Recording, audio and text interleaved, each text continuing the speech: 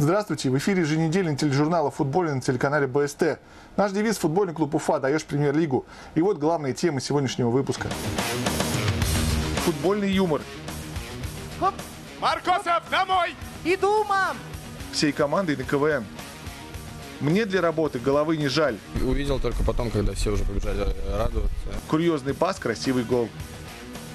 Делать добрые дела. Не все будут футболисты, но пару футболистов есть очень хорошая перспектива. Мастер-класс для юных детдомовцев. Начнем в хронологическом для футбольного клуба Уфа порядке. За несколько дней до очередного вояжа в рамках первенства ФНЛ представители нашего клуба посетили полуфинал высшей уфимской лиги клуба веселых и находчивых, в очередной раз доказав важность симбиоза футбола и КВН. Друзья мои, ни пуха вам, ни пера. Поехали! На КВН футбольный клуб Уфа явился в полном составе. Даже бразильские легионеры не остались в стороне и решили воочию посмотреть, что же представляет из себя русский юмор. Первый раз я приехал здесь. Мне очень понравится. Когда я все понимаю, мне очень понравится. У вас хороший юмор. И я думаю, что это хорошее для Уфы. Своих эмоций футболисты не скрывали и смеялись от души. Поводов для этого было более чем достаточно. Команды поочередно выходили на сцену, и почти каждая воспользовалась случаем подшутить над столичными футболистами.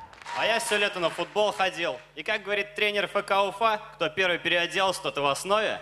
Сами футболисты на подобные шутки вовсе не обижались, а Евгений Кобызев наглядно продемонстрировал, что доволен происходящим. Женя Кобызев, основной вратарь, кстати, показывает большой палец. Жень, встань, еще раз покажи всем большой палец, то, что тебе понравился. Номер команды Кванкеда. Я человек с чувством юмора, меня это не может задеть. Пускай шутят. Это их не работа, можно так сказать. Но на самом деле смешно же, правильно? Мне смешно, всем смешно, и как бы это хорошо, это нормально, и к этому ничего плохого не имею. Главное, смешно. Но больше всего от КВНщиков в этот день досталось нападающему футбольного клуба Уфа Михаилу Маркосову. Тренировка футбольного клуба Уфа. Поехали, ребят! Хоп, хоп. Маркосов, домой! Иду, мам! Мяч-то оставь. Я еще на полчасика отпросился! Ну вот думаю, что за ту шутку, которая в мой адрес сегодня проскочила, теперь КВН будет у нас на тренировке. Во-первых, нападающие бомбардиры, они всегда на слуху, потому что кто забивает, та фамилия на афишах, на трибунах, все знают, все видят это. Поэтому хочу пожелать ему, чтобы он не останавливался, забивал как можно больше голов и двигался вперед в карьерном росте. По-хорошему порадовало футболиста выступление на сцене сборной 90-х. Одна из ролей в этой команде была отведена корреспонденту нашей телепередачи Артему Кочешеву, с которым футболисты хорошо знакомы. И как-то странно разговариваешь. Кокаину. Сборная 90-х, КВН, поехали!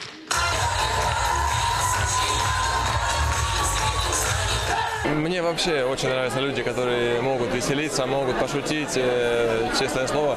И я очень рад был его видеть, как бы все у него получается, все отлично. Разноплановый человек, это же хорошо, когда человек с чувством юмора и может и на сцене выступать, и заниматься своей, например, работой.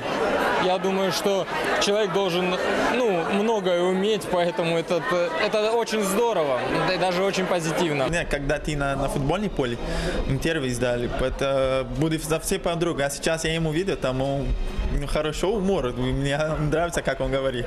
В целом же все остались довольны выступлением КВНщиков. И в выборе лучшей команды игроки были солидарны. Безоговорочный лидер среди футболистов – команда вне игры из Белорецка. Кстати, футбольный клуб Уфа, вам привет. От кого? От души. Вне игры запомнить ребята, потому что, во-первых, их было трое всего, но они на самом деле держали зал, было весело, и как-то они запомнились какой-то своей энергетикой. Очень понравились они. Особенно мне ребята понравились, которые втроем выступали. Я хотел, чтобы они вышли дальше в финал. За них болел, можно так сказать. Ну и кеды, они выступали еще в том году, я тоже их видел, мне они тоже понравились. К сожалению, на финальную игру футболисты попасть уже не смогут. В это время ФНЛ уйдет на зимний перерыв, и горожане будут находиться на заслуженном отдыхе. На финал мы, к сожалению, не попадем, но, тем не менее, потом мы узнаем из интернета, кто победил. Все-таки какие-то команды мы сегодня уже видели, и, если честно, в душе отложилось. За кого бы хотел болеть в финале бы. победы!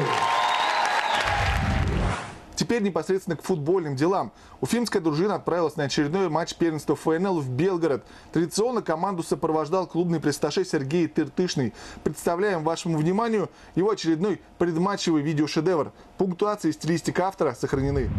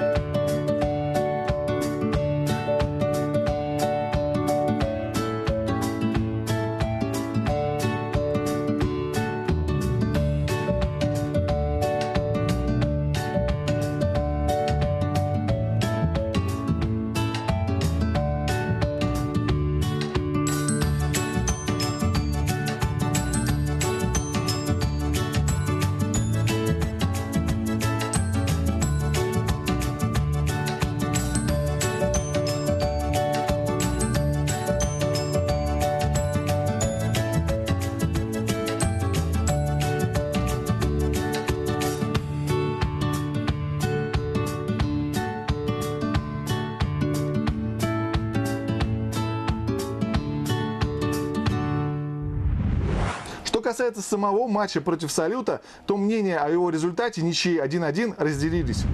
С одной стороны, Уфа сумела сдержать стартовый натиск «Салюта», а в начале второго тайма еще и удалось забить.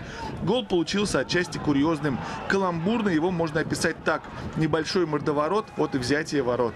Максиму Тишкину, правда, несмотря на голевой пас, вспоминать об этом не очень приятно. Мне для работы своей головы не жаль. Там был момент, то ли контратака получилась. Духнов, по-моему, Евгений. То ли отобрал мяч, то ли ему отдали передачу. Соответственно, он мне отдал пас. Я начал прокидывать одного игрока и вижу, что защитник страхует его, не успеваю. И просто начал катиться. И в этот момент мяч попал в лицо. Соответственно, отскочил Маркосу. Ну вот скажите, вот вообще почувствовали радость от такого гола или вот, может быть, не сразу? Не сразу все понял. Я не увидел момент даже до конца. Я увидел только потом, когда все уже побежали радоваться. Вот, а мяч, как забили, в конце концов увидел только на повторе. Михаил Маркосов продолжил свою голевую серию, и это здорово. А вот наша команда удержать победный счет вновь не смогла. Ничейный результат «Салют» обеспечил себе на последних минутах. Автор гола – колумбиец с грозным многоступенчатым именем Мендоса Хаэро Андрес Маскеро. Ничья оставила Уфу на экваторе турнирной таблицы ФНЛ. Так вот сложилось, что и по моментам у Белгорода было побольше голевых моментов. Хотя при счете 1-0 мы могли и второй забить, тоже хороший. Ну, здесь эта игра, это чем и хорош футбол, вот, непредсказуемость своей. Но в любом случае нужно сказать, что это очко мы, наверное, оно должно вот, по той игре, которую мы провели, наверное, будет правильно. 12 ноября Уфа проведет заключительный домашний матч в этом календарном году. Нашим соперником станет волгоградский «Ротор». В преддверии матча Артем Кочешев. «Ротор» – футбольный клуб из Волгограда, основан в 1929 году. Один из самых титулованных членов футбольной национальной лиги. Двукратный серебряный и бронзовый призер чемпионата России, финалист Кубка Интертота и Кубка России. В сезоне 2011-2012 клуб одержал победу в зоне Юг 2-го дивизиона и вышел в ФНЛ. На данный момент волгоградцы располагаются на 5-й строчке в таблице, имея 31 очко после 18 встреч. На старте чемпионата «Ротор» какое-то время даже находился на первом месте. Уфа и «Ротор» уже встречались в этом чемпионате. В 5-м туре в Волгограде удача была на стороне уфимцев. Подопечные Игоря Колыванова одержали победу благодаря единственному мячу в исполнении капитана команды Михаила Попова. У руля «Ротора» стоят те, кто в 90-е ковал славу волгоградского футбола. Главный тренер 42-летний Валерий Бурлаченко, а помогает ему лучший бомбардир в истории российского футбола Олег Веретенников. В составе команды также много воспитанников собственной школы. Нынешние лидеры «Ротора» — голкипер Денис Пчелинцев, экс-игрок сборной России, защитник Николай Олейников, а также лучший бомбардир клуба Александр Ставпец, на счету которого 7 забитых мячей. Эти трое не пропустили пока ни одного матча команды. Трижды огорчал противников полузащитник Артур Рылов. Единственный легионер «Ротора» — серб Иван Тодорович. Не сыграет в матче с Уфой защитник Илья Зинин, в матче против Балтики получивший 4-ю желтую карточку. Команда набирает очки, побеждает и находится на хорошем месте. Вот. И последний матч, выигранный 3-0 у Балтики, это тоже о многом говорит. Поэтому здесь, конечно, будет нас соперник ждать квалифицированная команда, сыгранная и такая уже играющая. Ничто не давлеет над командой, наоборот, приедут и на нашем хорошем газоне поиграть, и будет очень непросто. Но думаю, то, что и нам надо уже с этой вот ничейным синдромом надо заканчивать, потому что здесь уже, конечно, и недобор явный очков у нас. Вот. Ну, я думаю, что здесь и это последний матч, домашний матч перед зимним перерывом, поэтому нужно его провести и обязательно выигрывать. В нашем прошлом тележурнале мы уже сообщали, что игрок футбольного клуба Уфа Александр Васильев попал в расширенный список новой молодежной сборной страны для подготовки к Евро-2015. Впереди у Саши проверка боем, товарищеский матч против Италии. Веки становления этого футболиста вспоминала Ирина Салимгареева.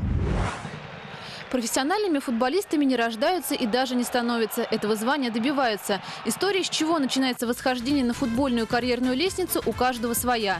Если вспомнить судьбу звезд большого спорта, в памяти всплывают случайные встречи будущих чемпионов со своими наставниками, которые в последующем помогли им выйти на мировой уровень. Так получилось и у воспитанника башкирского футбола, игрока команды Уфа и нового состава молодежной сборной страны Александра Васильева. Тренер приметил мальчишку еще в школе.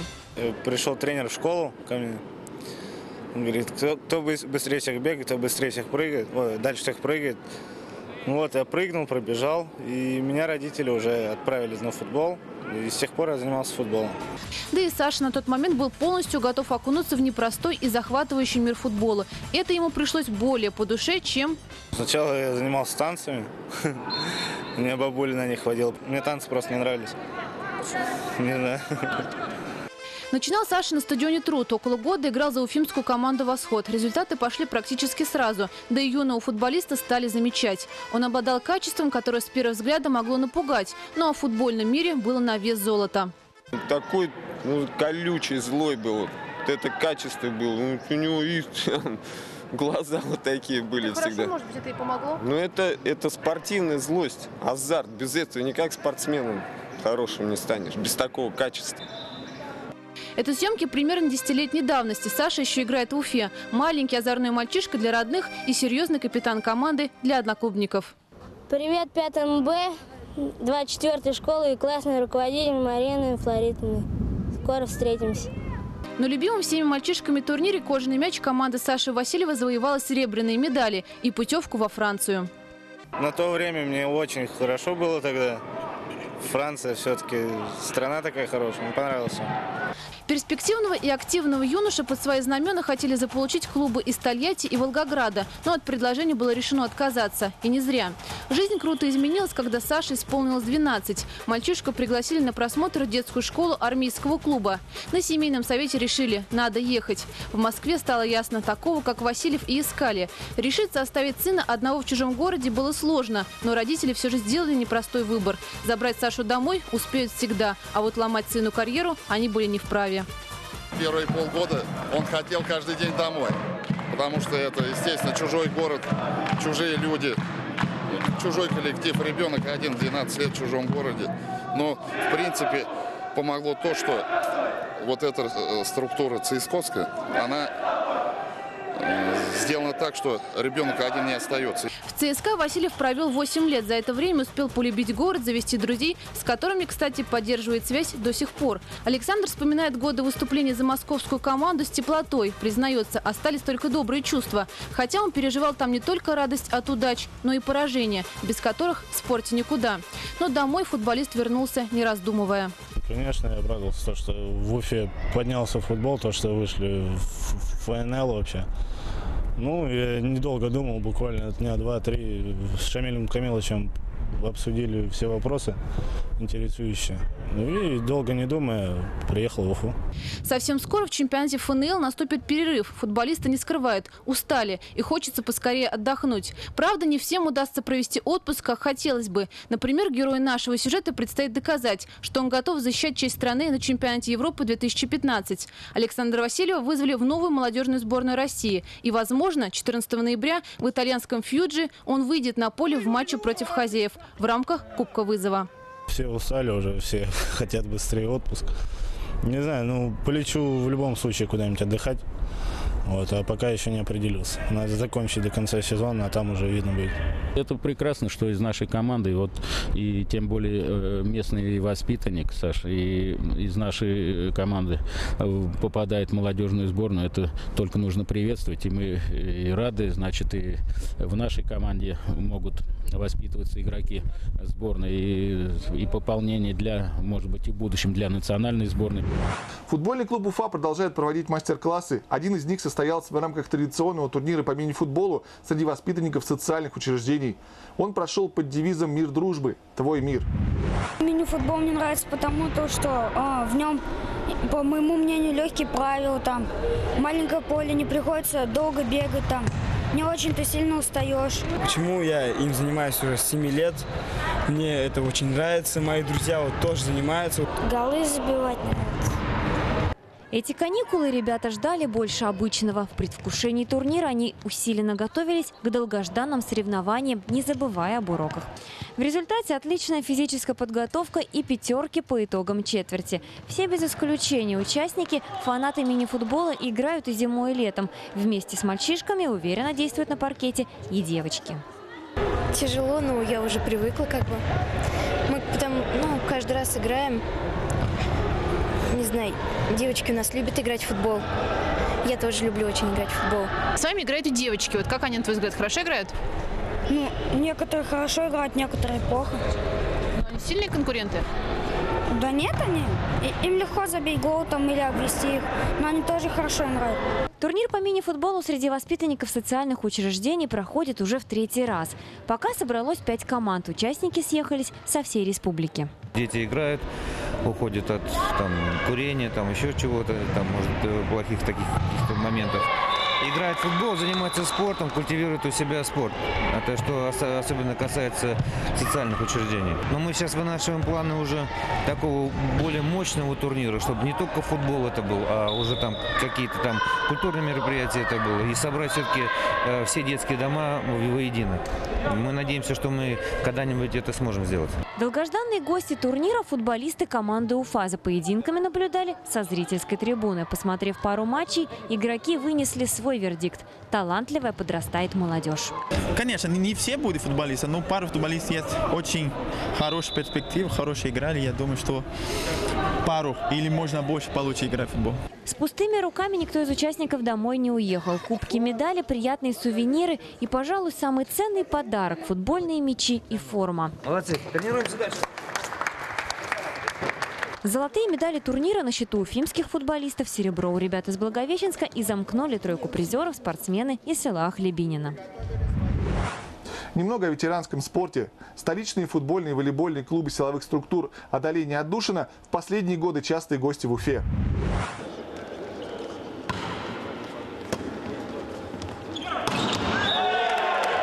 Команды ветеранов Федеральной службы безопасности «Отдушина» и Главного управления спецпрограмм президента России «Одолень», усиленные именитыми спортсменами-ветеранами, регулярно проводят серии товарищеских матчей с башкирскими коллегами. Кстати, в футбольных баталиях за клуб «Одолень» несколько раз был замечен и тренерский штаб футбольного клуба «Уфа». Мне очень приятно, что с таким азартом, с таким рвением, воодушевлением Колыванов Игорь Владимирович и Лосев Виктор Васильевич взялись за работу. И я уверен, что будущее футбола Башкирии не за горами в премьер-лиге. На этом все. Мы продолжаем следить за футбольной жизнедеятельностью в нашей республике. Системный подход в формировании инфраструктуры главной команды Башкортостана позволяет с перспективой смотреть в будущее. В футболе клуб Уфа. Даешь победу над Ротором, даешь премьер-лигу. До встречи.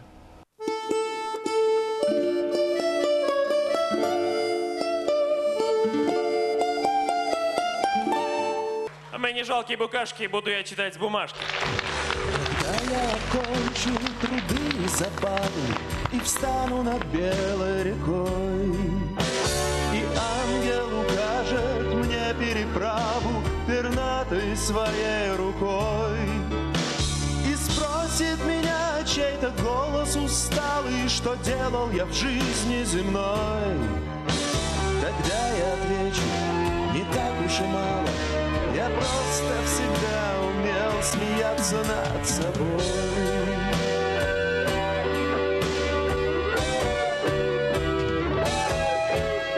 Присядь на минуту у края дороги, заботы свои забудь.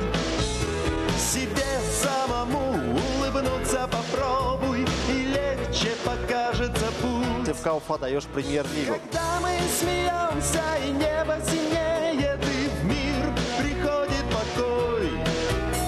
Ведь легче всего и всего труднее смеяться над собой, смеяться над собой, смеяться над собой.